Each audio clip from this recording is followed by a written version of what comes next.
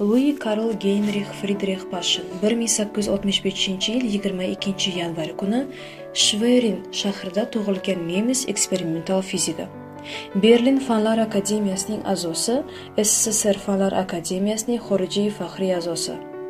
U Berlin va Strasburg universitetlarida tahsil oladi va 1888-yilda doktorlik darajasini qo'lga kiritadi. 1888-1891 yillarda Münster akademiyasida Wilhelm Hittorfning yordamchisiga aylanadi. 1891-1901 yillarda Heinrich Kaiserning xodimi va Gannover Oliy texnika maktabi fizika institutida o'qituvchi bo'lib ishlaydi. 1901 yilda u Tübingen universiteti professor lavozimini egalladi. 1924-yilga kelib u Walter Nernsteindan keyin Imperator fizika va texnologiya institutining prezidenti lavozimini egallaydi. Lekin 1933-yilda uning o'rniga natsistlarga nisbatan do'stona nomzod Johannes Stark keladi.